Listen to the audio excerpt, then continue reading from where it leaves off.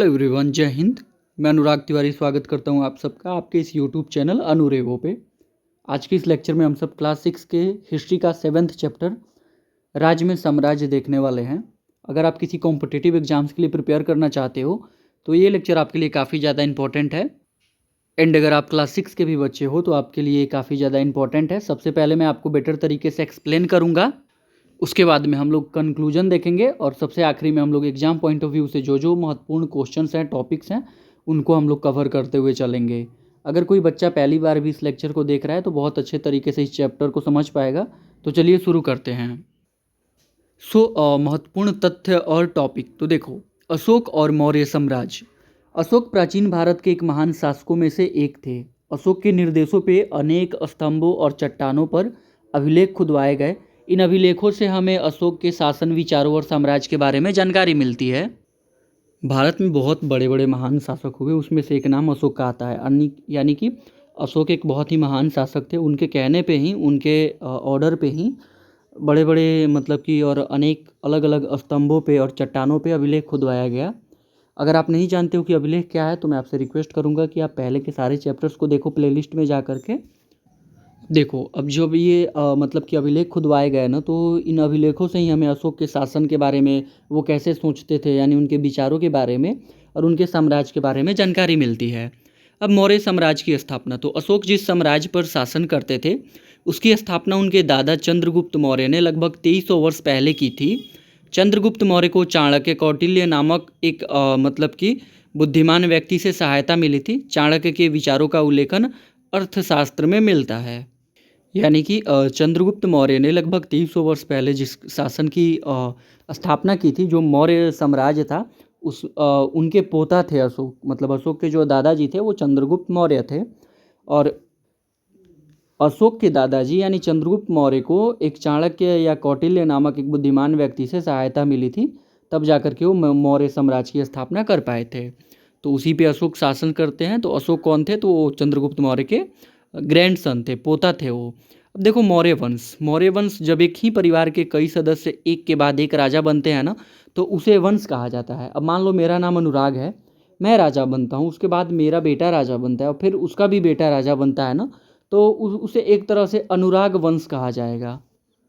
या मान लो कि मेरा नाम अनुराग तिवारी है, ठीक है, तो जो मतलब मेरा बेटा राजा बनता है, फिर उसका बेटा राजा बनता है, तो वो तिवारी वंश कहा जाएगा। अब इसी प्रकार से समझो कि मौर्य वंश के प्रमुख शासक कौन थे? तो चंद्रगुप्त मौर्य, बिंदुसार और अशोक, ये तीनों जो थे ये मौर्य वंश के सबसे इम्पोर्टेंट जो थे सम्राट थे, या मौर्य वंश के सबसे इम्पोर्टेंट जो थे राजा थे ये लोग। अब देखो, मौर्य साम्राज्य के प्रमुख नगर, तो मौर्य साम्राज्य के अनेक महत्वपूर्ण नगर थे, जिनमें प्रमुख था पाटलिपुत्र। अभी के टाइम पे जो पटना है ना, ये यही जगह उस टाइम पे पाटलिपुत्र था। और ये मौर्य साम्राज्य की राजधानी थी। उज्जैन आज के टाइम पे आपको पता है, महाकालेश्वर मंदिर जो है मध्य प्रदेश में है ना, तो वो उज्जैन हो गया। और तक्षशिला, देखो तक्षशिला जो है ना, ये उत्तर पश्चिम और मध्य एशिया से जुड़े महत्वपूर्ण क्षेत्र में स्थित था। तो ये जितने शहर थे ना, ये सारे मौर्य साम्राज्य के प्रमुख शहर में से एक थे। अब आता है व्यापार और मार्ग। तो देखो, साम्राज्य के विभिन्न भागों को जोड़ने वाले मार्गों का महत्वपूर्ण स्थान था। मतलब आपके गांव को जो आपके शहर से जोड़ती है वो सड़क काफ़ी ज़्यादा इंपॉर्टेंट है ना आपके लिए। सोचो कि अगर एक दिन के लिए उस सड़क को बंद कर दिया जाए तो क्या होगा, तो फिर आपको पता चलेगा कि वो कितना ज़्यादा इंपॉर्टेंट है, राइट।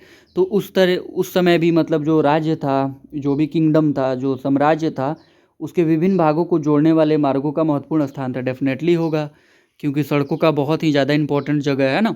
उज्जैन से दक्षिण भारत की ओर जाने वाला महत्वपूर्ण मार्ग था। इन मार्गों से व्यापारी, सरकारी अधिकारी और शिल्पकार यात्रा करते थे। मतलब अलग अलग तरह के लोग उस रास्ते से यात्रा करते थे। आप ही के गांव का जो सड़क है उस पे बस आप तो जाते हो नहीं, है ना, या आपके मोहल्ले का जो सड़क है वहाँ पे अलग अलग तरह के लोग जाते हैं, तो उस तरीके से था। गांव और किसान, साम्राज्य के बड़े क्षेत्रों में किसान और पशुपालकों के गांव बसे हुए थे। किसान मुख्य रूप से फसल उगाते और पशुपालन करते थे। जंगलों और ग्रामीण क्षेत्रों में रहने वाले लोग फल फूल इकट्ठा करने और जानवरों का शिकार करने से भी जीवन यापन करते थे। मतलब कि जो साम्राज्य था ना, इस साम्राज्य में ज़्यादातर जो लोग थे वो किसान थे और पशुपालक थे। पशु को पालना और जैसे खेती करना उनका काम था। तो ऐसे लोगों के ना ज़्यादातर गांव बसे हुए थे। आज भी जो आपका भारत है, ये भारत कृषि प्रधान देश है। मतलब ज़्यादातर जो लोग हैं वो यहाँ पे किसान ही हैं। तो देखो किसान मुख्य रूप से फसल उगाते थे और पशुपालन करते थे।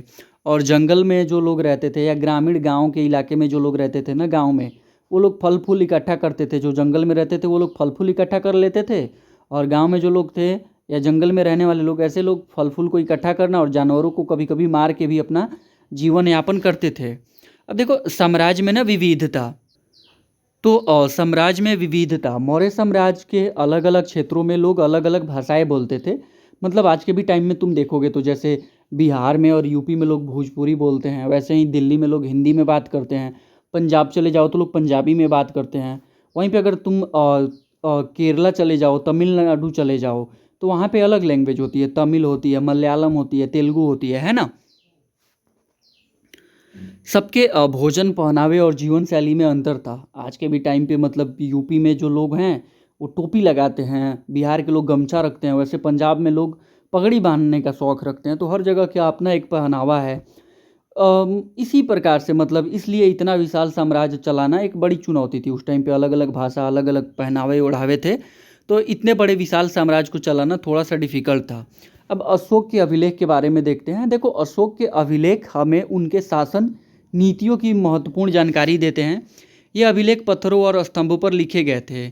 अशोक के अभिलेखों को समझाकर इतिहासकार उनके शासन के बारे में जानकारी प्राप्त करते हैं। ऊपर मैंने आपको जैसे बताया था कि अभिलेखों पे जो अभिलेखों को देख करके उस पे महत्वपूर्ण जानकारी होती थी, नीतियाँ होती थी, नागरिकों के लिए भी कुछ रूल्स होते थे, कुछ नियम होते थे। तो उन्हीं नियमों को और उन्हीं सारी अभिलेखों को पढ़ करके जो आज के इतिहासकार हैं अशोक के शासनकाल के बारे में जानकारी प्राप्त करते हैं। अब आता है सारनाथ का सिंह स्तंभ। देखो तस्वीर में दिखाया गया सारनाथ का सिंह स्तंभ मौर्य कला का प्रसिद्ध उदाहरण है। इसके शीर्ष पर चार सिंहों की मूर्तियां हैं, भारत का राजकीय प्रतीक है। इसी सारनाथ के सिंह स्तंभ के शीर्ष से लिया गया है। मतलब कि आप देख सकते हो, आप एक सबसे पहले ना कॉइन लो, कॉइन पे देखोगे ना तो इसका दिखेगा आपको कि जिसमें 3 शेर दिखते हैं, है ना। तो एक शेर पीछे होता है बेसिकली। बाकी इसे अगर आप चाहते हो बुक में देखना तो एनसीईआरटी के बुक में जब देखोगे ना तो फर्स्ट पेज पे ही है ये। मतलब कि क्लास 6 के हिस्ट्री का जब चैप्टर 7 आप देखते हो तो उसके फर्स्ट पृष्ठ पे ही आपको ये देखने को मिलेगा। बाकी आप अपना सिक्का भी पलट के देखोगे तो वहाँ पे देखोगे किस तरीके से जो सिंह बनाया गया है, तो इसी से वो भी आप कह सकते हो कि मोटिवेट हुआ है। मतलब इसी से एक प्रेरणा मिली है जिसे कि बनाया गया है। जो भारत का मतलब राजकीय प्रतीक है ना, इसी सारनाथ के सिंह स्तंभ के शीर्ष से लिया गया है। अब देखते हैं मौर्य साम्राज्य का विस्तार। तो मौर्य साम्राज्य बहुत विशाल था और इसके अलग अलग हिस्सों में शासन की प्रकृति अलग हो सकती थी। साम्राज्य के भीतर कई प्रकार के क्षेत्र, नगर, गांव और वन क्षेत्र शामिल थे। अब जब आप इस चैप्टर के सेकेंड पेज को देखोगे ना तो वहाँ पे आप देखोगे एक मानचित्र है। उसमें अशोक के शिलालेखों की प्राप्ति वाले विभिन्न स्थान दिखाए गए हैं। मतलब अशोक के द्वारा लिखवाए गए या खुदवाए गए जितने शिलालेख थे वो कहाँ कहाँ मिले हैं उसका एक प्रॉपर दिखाया गया है, स्थान बनाए गए हैं। अब चूंकि मौर्य साम्राज्य बहुत विशाल था ना तो इसके अलग अलग हिस्सों में अलग अलग तरीके से शासन होता था। मतलब कि आज भी देखते हो तो अलग अलग जगहों के लिए अलग अलग रूल्स होते हैं। किसी स्टेट में कुछ और रूल होता है, किसी स्टेट में कुछ और रूल होता है। साम्राज्य के भीतर कई प्रकार के क्षेत्र थे, नगर, गांव, वन और क्षेत्र, अलग तरह के क्षेत्र थे। तो आज भी पूरे इंडिया में ज़रूरी तो नहीं है हर जगह सिटी है या हर जगह गांव है, कहीं गांव है तो कहीं शहर है। उसी प्रकार से उस समय भी था। अब अभी तक हम लोगों ने जो पढ़ा है उसका निष्कर्ष यानी कंक्लूजन देखते हैं। तो देखो मौर्य साम्राज्य प्राचीन भारत के सबसे महत्वपूर्ण और विशाल साम्राज्यों में से एक था, बिल्कुल था। इसकी स्थापना चंद्रगुप्त मौर्य ने की और बाद में अशोक इसके प्रमुख शासकों में शामिल हुए। अब ये बताओ कि अशोक जो थे वो चंद्रगुप्त मौर्य के कौन थे, कमेंट करके मुझे जल्दी से बताओ। उसके बाद में देखते हैं। देखो पाटलिपुत्र, उज्जैन और तक्षशिला जैसे नगर प्रशासन, व्यापार और आवागमन के महत्वपूर्ण केंद्र थे। ऊपर मैंने आपको ये प्रॉपर तरीके से पढ़ाया भी है। अशोक के अभिलेख हमें उस समय के शासन और समाज को समझने का महत्वपूर्ण स्रोत प्रदान करते हैं। मौर्य साम्राज्य की विशेषता उसकी विशालता, प्रशासनिक व्यवस्था, विविध जनसंख्या और महत्वपूर्ण नगरों एवं व्यापारिक मार्गों में दिखाई देती है। मतलब किसी साम्राज्य की ना विशेषता, उसका डेवलपमेंट तभी पता चलता है जब वहाँ का जो प्रशासन व्यवस्था है वो किस तरीके से है, जनसंख्या कैसा है, नगर कितने डेवलप हैं, ये सारी चीज़ें देख के ही पता चलता है। अब देखो राज्य और साम्राज्य में अंतर। देखो साम्राज्य जो है ना वो राज्यों से बड़े होते हैं, इसलिए उनकी रक्षा के लिए बड़ी सेना की आवश्यकता होती है। मतलब राज्य छोटा होता है और साम्राज्य बड़ा होता है। साम्राज्य के शासकों को राज्य की तुलना में अधिक संसाधनों की आवश्यकता होती है। अब चूंकि राज्य जब छोटा है तो वहाँ पे कम संसाधनों की ज़रूरत है, क्योंकि वहाँ पे कम लोग होंगे। वहीं पे साम्राज्य बड़ा है तो वहाँ पे ज़्यादा लोग रहते हैं, ज़्यादा ज़रूरतें हैं, तो वहाँ पे ज़्यादा संसाधनों की आवश्यकता भी है। इसी प्रकार से अगर देखा जाए तो बड़ी संख्या में कर एकत्र करने के लिए अधिक अधिकारियों की आवश्यकता पड़ती है। अब देखो, राज्य छोटा है तो वहाँ पे थोड़े से अधिकारी मिल के भी सारा कर वसूल सकते हैं, बट जब साम्राज्य बड़ा है तो वहाँ पे कर वसूलने के लिए ज़्यादा से ज़्यादा अधिकारियों की आवश्यकता होगी। इसीलिए साम्राज्य की प्रशासनिक व्यवस्था सामान्य राज्य की तुलना में अधिक जटिल होती है। मतलब कि देखो, राज्य छोटा है तो उसको हैंडल करना बड़ा आसान है। मतलब अगर देखा जाए तो अगर कोई छोटी कंट्री है तो उसको हैंडल करना थोड़ा ईजी है, बट अगर जो बड़ी देश है उसके प्रधानमंत्री को या उसके राष्ट्रपति को कहीं ना कहीं जिम्मेदारियाँ बहुत अधिक होती है। तो ये चीज़ें हैं। अब मौर्य साम्राज्य का प्रशासन, तो देखो मौर्य साम्राज्य बहुत विशाल था, इसलिए पूरे साम्राज्य को एक ही तरीके से नियंत्रण करना संभव नहीं था। मतलब अलग अलग लोगों के लिए अलग अलग तरीके का मतलब कह सकते हो कि तरीका अपनाना पड़ता है उनको कंट्रोल करने के लिए। अलग अलग क्षेत्रों में अलग अलग प्रशासनिक तरीके अपनाए जाते थे। मतलब कहीं पे कोई और रूल तो कहीं पे कोई और रूल। अब जैसे हर राज्यों में अपना एक अलग रूल होता है, राइट। पाटलिपुत्र और उसके आसपास के क्षेत्रों में सम्राट का सीधा नियंत्रण था। मतलब जो पाटलिपुत्र था, जो राजधानी थी, वहाँ पे और उसके आसपास के जगहों पे जो सम्राट होते थे उनका सीधा नियंत्रण था। अगर मान लो कि अशोक सम्राट है तो उनका सीधा नियंत्रण था। सम्राट ने गांवों और शहरों के किसानों, पशुपालकों, शिल्पकारों और व्यापारियों से कर वसूलने के लिए अधिकारियों की नियुक्ति की। मतलब कि एक अधिकारी होते थे जो कि जॉब करते थे, उनको जॉब पे रखा जाता था। बेसिकली वो लोग नौकरी करते थे सम्राट के यहाँ, और वो लोग किसान लोगों से, जो पशुपालन करते थे उनसे, या जो लोग शिल्पकार होते थे, मतलब कि कुछ ऐसा कलाकृतियाँ करते थे उनसे, या व्यापारियों से, जो बिजनेसमैन होते थे उनसे वो लोग कर वसूलने का काम करते थे। जो अधिकारी राजा के आदेश का उल्लंघन करते थे उन्हें सजा दी जाती थी। ऑफ कोर्स, मतलब कि जो लॉ को नहीं फॉलो करेगा, लॉ के अगेंस्ट जाएगा, उसको सजा मिलती थी। अधिकारियों को वेतन भी दिया जाता था। अब चूंकि वो लोग नौकरी करते थे तो इसलिए उन्हें कुछ ना कुछ सैलरी दी जाती थी, कुछ ना कुछ वेतन दिया जाता था। सम्राट अपने अधिकारियों के कार्यों पर नज़र रखता था। मतलब जो सम्राट होते थे वो अपने अधिकारियों के काम की देख रेख करते थे कि मेरे जो अधिकारी हैं वो ठीक से काम कर रहे हैं, या मतलब ठीक से काम कर भी नहीं रहे हैं। तो इन सारी चीज़ों का वो लोग देख रेख करते थे। अब सम्राट के ऊपर राज परिवार और वरिष्ठ मंत्रियों की सहायता से पूरे प्रशासन पर नियंत्रण रहता था। मतलब कि जो बड़े बड़े मंत्री होते थे और उसके बाद में जैसे राज परिवार के लोग होते थे, तो उनके सपोर्ट से कह सकते हो वो लोग मतलब कि पूरे प्रशासन पर नियंत्रण रहता था। अब प्रांतीय प्रशासन, देखो प्रांतीय प्रशासन मौर्य साम्राज्य के भीतर ना छोटे छोटे क्षेत्र या प्रांत भी थे। मतलब कह सकते हो कि आपके राज्य के अंदर देखते हो ना, अलग अलग जिले होते हैं, अलग अलग डिस्ट्रिक्ट होती है।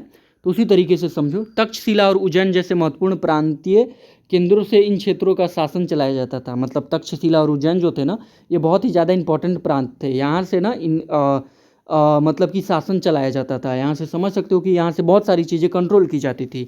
जैसे आपका पूरा जिला आपके जिला के मुख्यालय से कंट्रोल किया जाता है, उसी तरीके से कुछ स्थानों पर राजकुमारों को राज्यपाल बनाकर भेजा जाता था। मतलब कि जैसे एक तरह के अधिकारी होते थे वो लोग। कुछ जगहों पे राजकुमारों को राज्यपाल, मतलब जो राजकुमार थे उनको राज्यपाल बना करके भेजा जाता था। स्थानीय क्षेत्रों में पहले से चली आ रही परंपराओं और नियमों को भी महत्व दिया जाता था। अब देखते हैं संचार और नियंत्रण। अलग अलग प्रांतीय केंद्रों के बीच बहुत बड़ा क्षेत्र था। मतलब कि हाँ, बिल्कुल है। जैसे कि आप देख सकते हो आपके ज़िला में ही दो अलग अलग बड़े शहर हो सकते हैं, राइट। मौर्य शासक मार्गों और नदियों पर नियंत्रण रखने का प्रयास करते थे। इन मार्गों का उपयोग आवागमन और संचार के लिए किया जाता था। मतलब आज भी जो रोड होते हैं, जो सड़क होती है, उस पर आपको टोल टैक्स देना पड़ता है। तो उस तरीके से उस टाइम पे भी जो शासक थे वो प्रॉपर नदियों को, और नदियों के अलावा अगर बात की जाए तो सड़कों पे मतलब कि प्रॉपर एक तरीके से नियंत्रण रखते थे, कंट्रोल रखते थे। साम्राज्य को नियंत्रित करने के लिए दूर दराज के क्षेत्रों से संपर्क बनाए रखना आवश्यक था। अब ना अपनी कंट्री का एक एग्जांपल ले लेते हैं लोग, इंडिया। तो इंडिया भी बहुत सारी ऐसी फॉरेन कंट्रीज है जिनके साथ एक बिजनेस बना करके रखता है।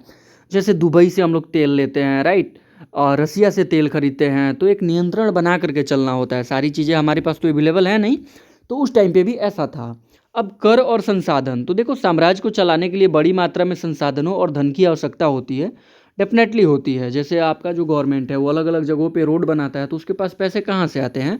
तो ऑफकोर्स इंडिया के जो लोग हैं अगर टैक्स देते हैं तो उन्हीं टैक्स के पैसे से जो सरकार है वो अपने अधिकारियों को सैलरी देती है, या अपने अधिकारियों को सैलरी देने के अलावा रोड बनाना, ब्रिज बनाना, ये सारी काम करती है। तो उसी तरीके से साम्राज्य को चलाने के लिए बड़ी मात्रा में संसाधनों और धन की आवश्यकता होती है।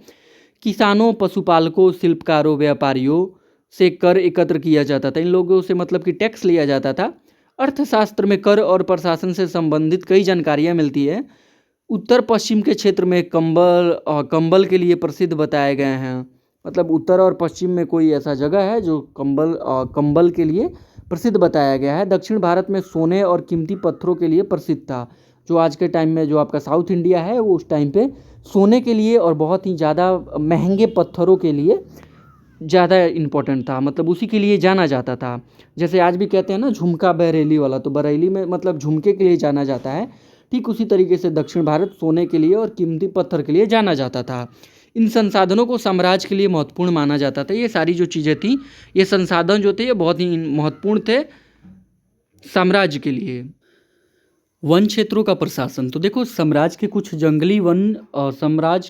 जंगली वन क्षेत्रों में रहने वाले लोग काफ़ी हद तक स्वतंत्र थे। मतलब जैसे आपके राज्य में ना बहुत सारी ऐसे जंगल आते होंगे, तो बताओ कमेंट करके कि कौन सा जंगल है जो आपके राज्य में आता है, आपके स्टेट में आता है। तो उस टाइम पे भी होते थे। अब वो लोग ना, उन पे ज़्यादा कमांड नहीं किया जाता था। वो लोग काफ़ी हद तक स्वतंत्र थे। उनसे पूरी तरह वही व्यवहार नहीं किया जाता था जैसा साम्राज्य के नियंत्रित क्षेत्रों में लोगों से किया जाता था। अब जैसे आज भी देखते हो बहुत सारी ऐसी जनजातियां हैं, उनके साथ आप वैसा व्यवहार नहीं कर सकते हो जैसा कि आप शहर में रहने वाले लोगों से करते हो, राइट। तो उस तरीके से उस टाइम पे भी था। मौर्य अधिकारियों को हाथी, लकड़ी, मधु आदि जैसी वन संपदाओं की आवश्यकता होती थी। इसलिए वन क्षेत्रों का भी साम्राज्य के लिए आर्थिक और प्रशासनिक महत्व था। मतलब कि लकड़ी की ज़रूरत या जो भी जानवरों की ज़रूरत थी, जैसे हाथी, घोड़े, तो उसका जो ज़रूरत था वो जंगलों से पूरा होता था। तो इसलिए जंगल का भी काफ़ी ज़्यादा महत्व था, काफ़ी ज़्यादा इंपॉर्टेंट थे जंगल भी। अब देखो नजराना, तो नजराना मतलब समझते हैं, ये ना एक तरह से कर है। मतलब जो सामान्य कर है ना, ये नियंत्रित रूप से दिया जाता है, जबकि नजराना जो है ना वो अनियमित रूप से दिए जाने वाला उपहार था। मतलब कि नजराना प्रायः स्वेच्छा से दिया जाता था। अब थोड़ा सा मैं समझाता हूँ, अभी आप नहीं समझ पा रहे हो तो देखो, कर जो है वो आपको देना ही देना है, मतलब टैक्स आपको देना ही देना है।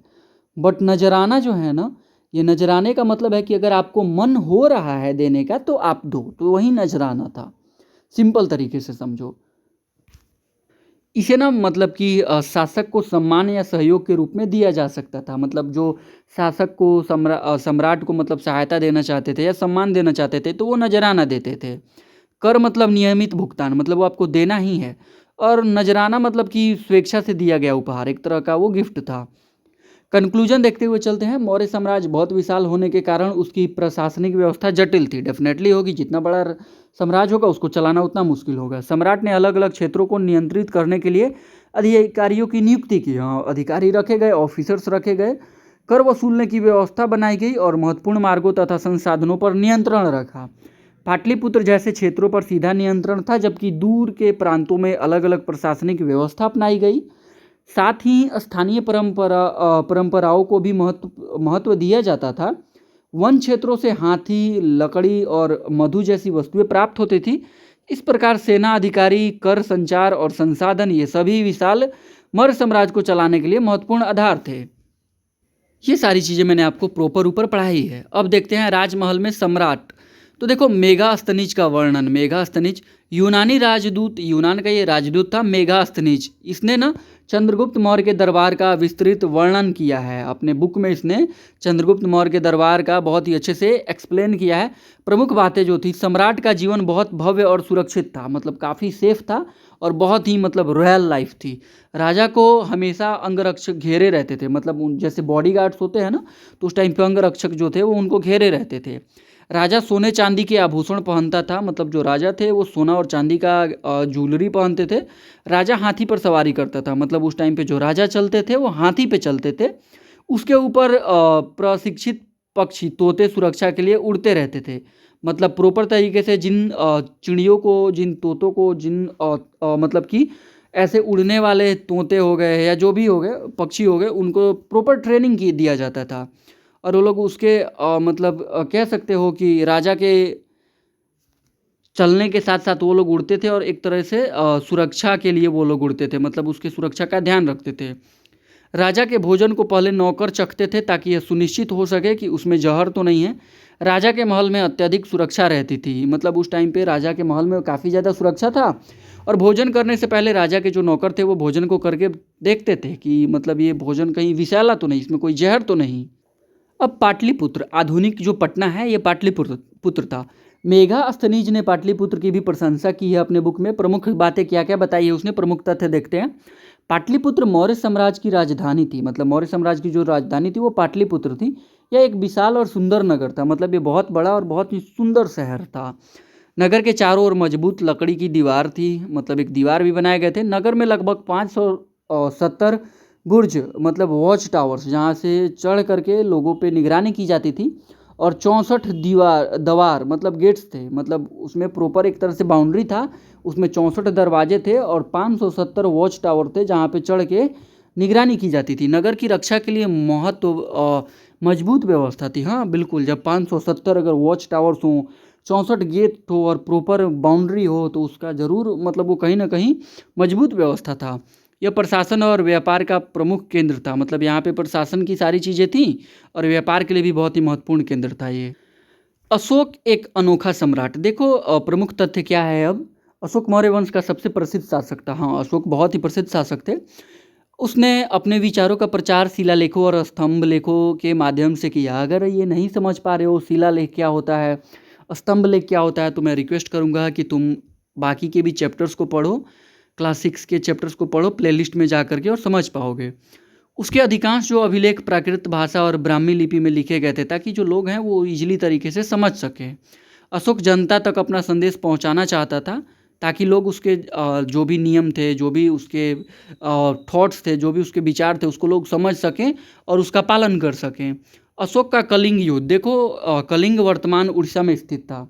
अभी के टाइम पे जो उड़ीसा है वहाँ पे कलिंग था। अशोक ने कलिंग पर विजय प्राप्त करने के लिए ना भीषण युद्ध किया। बहुत मतलब भयानक तरीके से, हॉरिएबल तरीके से एक युद्ध हुई। युद्ध में लाखों लोग मारे गए और घायल हुए। बहुत सारे लोग मारे गए, घायल होते हैं, हजारों लोग बंदी बना लिए गए। युद्ध के बाद अशोक को गहरा पश्चाताप हुआ।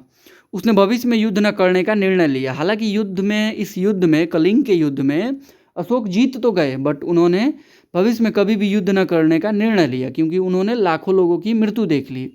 कलिंग युद्ध का अभिलेख देखो, अशोक ने अपने अभिलेख में लिखा, युद्ध से लोगों को अत्यधिक दुख होता है।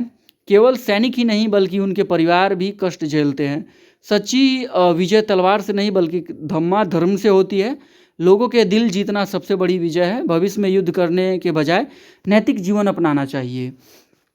मतलब कलिंग युद्ध का जो अभिलेख है उसमें अशोक ये मतलब कि सारे जनता को ये एक तरह से कह सकते हो आप कि अपने मन की बात बताते हैं कि युद्ध जो है इससे कोई फ़ायदा नहीं है। युद्ध में सिर्फ सैनिक नहीं, राजा नहीं, बल्कि सैनिक के परिवार भी कष्ट झेलते हैं, है ना।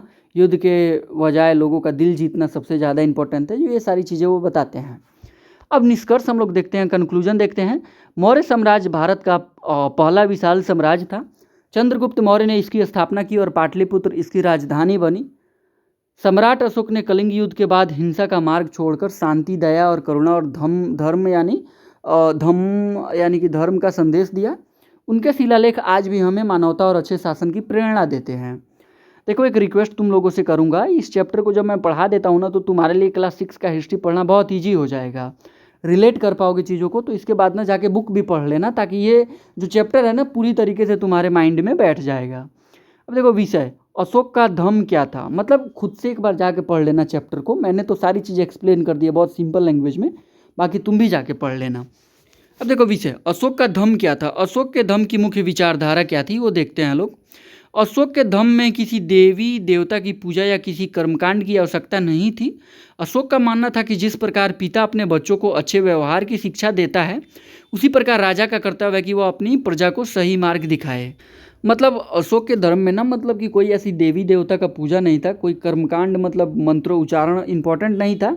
अशोक ये मानते थे कि जैसे एक मतलब पिता अपने बच्चों को अच्छा चीज़ सिखाता है, एक माँ अच्छी चीज़ें सिखाती हैं, उसी प्रकार एक राजा का भी कर्तव्य बनता है कि वो अपने प्रजा को, अपने जनता को सही रास्ता दिखाए। अशोक के विचार बुद्ध के उपदेशों से प्रभावित थे, मतलब कहीं ना कहीं बुद्ध से काफ़ी ज़्यादा इन्फ्लुएंस हुए थे अशोक। अशोक अपने साम्राज्य में रहने वाले अलग अलग धर्मों के लोगों के प्रति सहिष्णु और संवेदनशील था, मतलब वो सारे धर्मों का इज्जत करते थे। अलग अलग धर्मों के लोगों के बीच होने वाले विवादों को समाप्त करना अशोक अपने कर्तव्य का हिस्सा मानता था। मतलब जहाँ पे दो धर्मों के बीच में कुछ ऐसी बातें हो जाती थी तो उनको समझाना और उनको मतलब एक तरीके से एक करके रखना अशोक अपना कर्तव्य मानते थे। पशु बलि और सामाजिक व्यवहार, देखो अशोक के समय कुछ प्रथाएं प्रचलित थीं, जैसे जानवरों की बलि देना, दासों और नौकरों के साथ अच्छा व्यवहार न करना, परिवार में बुजुर्गों के साथ उचित व्यवहार न करना, अलग अलग धार्मिक समूहों के बीच झगड़े होना। अशोक ने महसूस किया कि इन समस्याओं को दूर करना राजा का कर्तव्य है। मतलब कि जो दास को, अपने नौकर को लोग इज्जत नहीं देते थे तो उस पर काम किया उन्होंने। परिवार में बुजुर्गों को इज्जत मिले इसके लिए भी उन्होंने काम किया है ना। और दो धर्मों के बीच के लोगों के लिए ना, मतलब कि झगड़ा ना हो और पशुओं की बलि ना दी जाए, इस पर उन्होंने बहुत काम किया अशोक ने, इसलिए अशोक एक महत्वपूर्ण शासक थे। अब आते हैं धम्म महामात्र, मतलब इन अशोक के जो विचार थे ना, उन विचारों को लोगों तक पहुंचाने के लिए अशोक ने धम्म महामात्र नामक अधिकारियों की नियुक्ति की।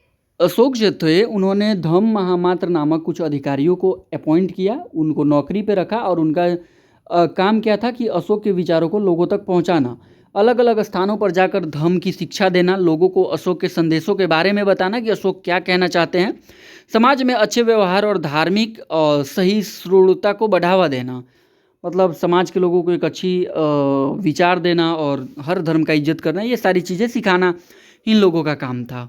अब अशोक के संदेशों का प्रचार, अशोक ने अपने धम्म के संदेश को लोगों तक पहुंचाने के लिए विभिन्न माध्यमों का उपयोग किया। जैसे एक तो उन्होंने अधिकारियों को रखा, उसने अपने संदेश शिलाओं और स्तंभों पर खुदवाए, मतलब पत्थरों पे भी उनके जो विचार थे उसको लिखवाया गया। अधिकारियों को निर्देश दिया गया कि वे राजा के संदेशों को लोगों तक पहुंचाए। तो जो अधिकारी थे वो भी लोगों तक जा के मतलब बताते थे।